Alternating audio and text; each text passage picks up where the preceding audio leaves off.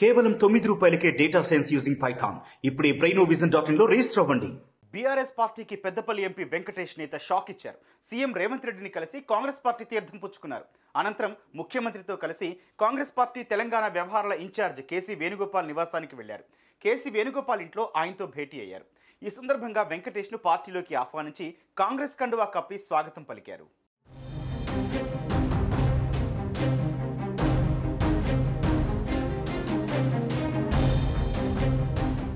MP Venkatesh 2019 Lok Sabha ఎన్నికలకు ముందు కాంగ్రెస్ పార్టీని వీడి బీఆర్ఎస్లో చేరారు.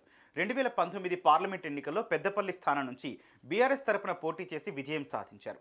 తాజాగా బీఆర్ఎస్కు గుడ్ బై చెప్పి మళ్లీ హస్తంగూటికి చేరారు. ఇక రాబోయే ఎన్నికల్లో కాంగ్రెస్ తరపున పెద్దపల్లి నుంచి ఎంపీగా పోటీ చేయనున్నట్టు సమాచారం. ఇక CM Revanth, deputy CM Bhatti Vikramarka Delhi పర్యటనలో ఉన్నారు. అయితే లోక్సభ ఎన్నికల వేళ సిట్టింగ్ ఎంపీ పార్టీ మారడం బీఆర్ఎస్కి ఎదురుదెబ్బ అని పలువురు అభిప్రాయపడుతున్నారు.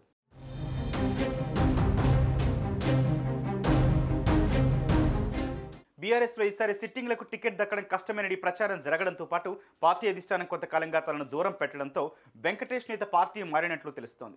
జన్నార మండలం తిమ్మాపూర్ గ్రామానికి చెందిన వెంకటేష్ నేత గతంలో ఎక్సైజ్ డిపార్ట్మెంట్లో ఉన్నత స్థాయి ఉద్యోగం చేశారు. ప్రభుత్వ ఉద్యోగానికి రాజీనామా చేసి రాజకీయాల్లోకి అడుగుపెట్టిన వెంకటేష్ తొలుత కాంగ్రెస్లో చేరి 2018 అసెంబ్లీ ఎన్నికల్లో చెన్నూరు నుంచి పోటీ చేశారు. బీఆర్ఎస్ అభ్యర్థి బాల్క సుమన్ చేతిలో ఓటమి చవిచూశారు. ఆ మరుసటి ఏడాది అనూహ్యంగా బీఆర్ఎస్లో చేరి పెద్దపల్లి ఎంపీ టికెట్ దక్కించుకున్నారు. ఎన్నికల్లో గెలిచి లోక్సభలో అడుగుపెట్టారు. తాజాగా మరోసారి కాంగ్రెస్ పార్టీ తీర్థం పుచ్చుకున్నారు.